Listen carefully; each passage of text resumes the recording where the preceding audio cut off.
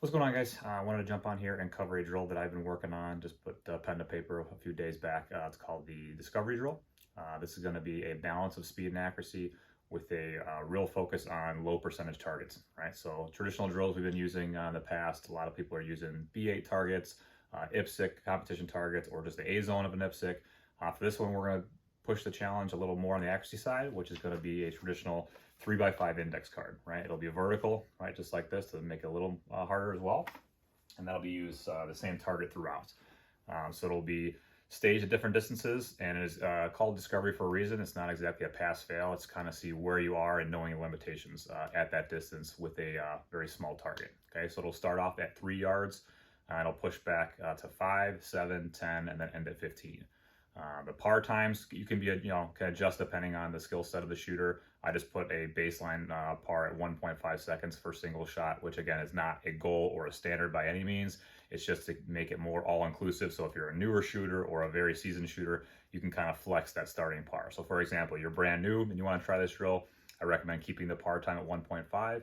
And all that is from starting at the 3-yard line, it will end at the 15. It'll be from a low ready position, which is 45 degrees down, which I'll show in a second, or a high ready, and I'll show that as well. You're going to present out on the beep and fire 1 round on the 3x5 card in that 1.5 second timeline. All right. After that, you're going to do 3 individual reps of that. So it's 1 presentation, shot, reset 3 times. As long as they're all clean on the card or breaking the line of the card, then you can move on. By moving on, I mean you're going to drop the par time by 0.1. So if you start at 1.5, you'll go to 1.4. If you are a seasoned shooter, obviously 1.5 seconds for a single shot is going to sound super slow because it is. You can start that part time much lower. So most of the guys that have started this or try to put data on this for me, I've started that more or less under a second or at a second part time. So you can start if you know that you're consistently shooting at 0.7, right? You can start your pars at around 0.8 to make sure you're hitting them clean on this target, and then work your way down to failure. All right. So every yard line, whether it's 3 or 15, you're going to shoot the drill until you fail. And by failing, I mean you're either going to miss the target or you're not going to be able to make your goal par time. So I started at 1.5 seconds, we'll say.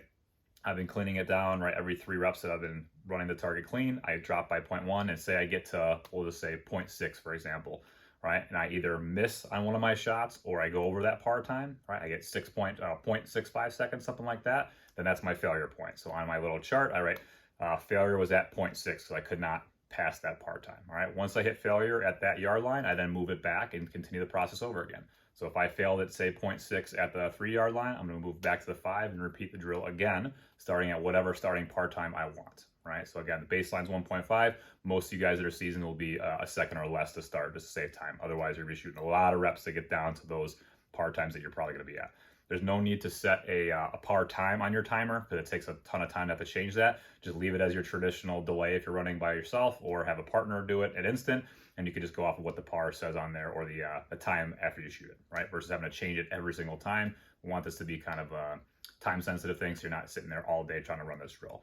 There's a static version of this and a moving portion. The static portion is just how it sounds, standing in front of the target, presenting from low or high ready, snapping a single shot, doing that 3 separate times. As long as it's clean, then you're moving down as far as the par until you fail, and then continuing on at distance, same thing every time. Okay, the moving portion will be 3 different components. It's either going to be direct threat / moving forward, moving at a lateral angle, so we're calling that 45 degrees towards the target, or completely lateral 90 degrees. All right, so most people that's been giving me data on this have been shooting the static version just because it's easier and it's a little less time consuming. The moving portion haven't got a ton of time on yet, but it's definitely going to be a challenge, especially with that small target. Once we move past 5, 7 yards, it's really going to get spicy.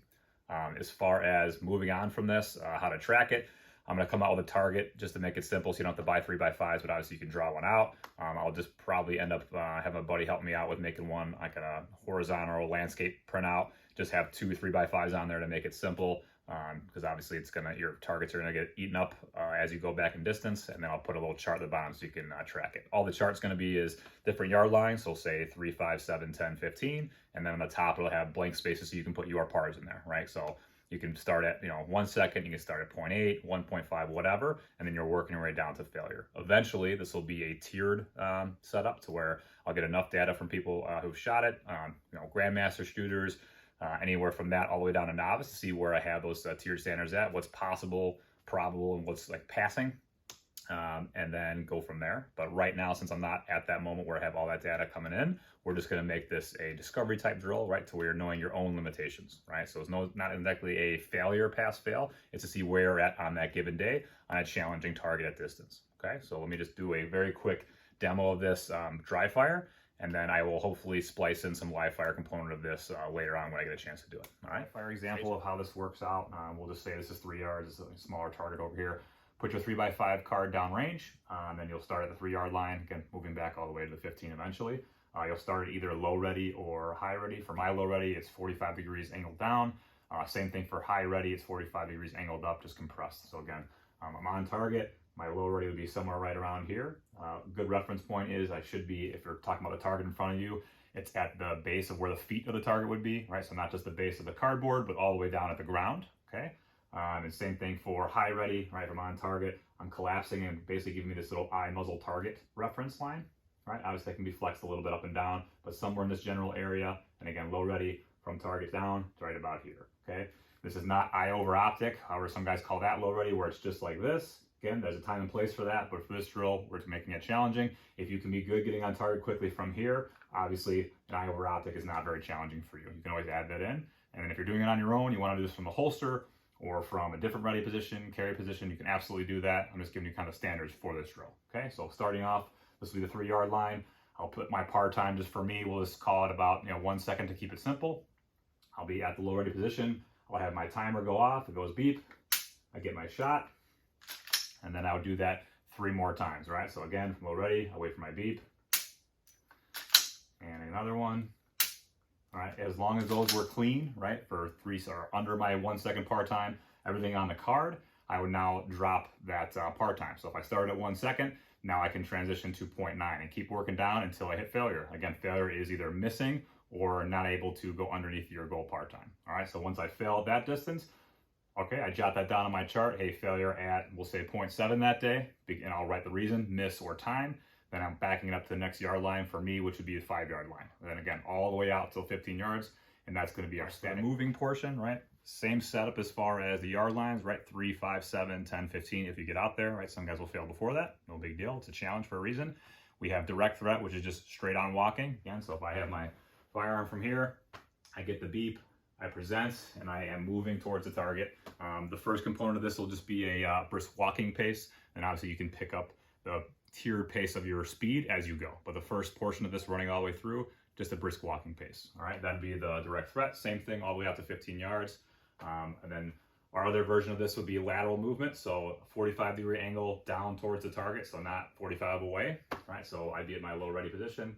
I get the beep, and all of a sudden I will go from my 45-degree angle that direction. All right, as well as the last component of this would be lateral movement, which is just completely 90 degrees. So again, up on target, I get the beep, and I start moving laterally. Okay, you can cross feet, you can have your outside foot step first, does not matter to me, you can switch it up, but I want you to see how challenging this is, starting directly in front of the target, using those different movement techniques, and then eventually picking up the pace on those. All right, so let me know what you think.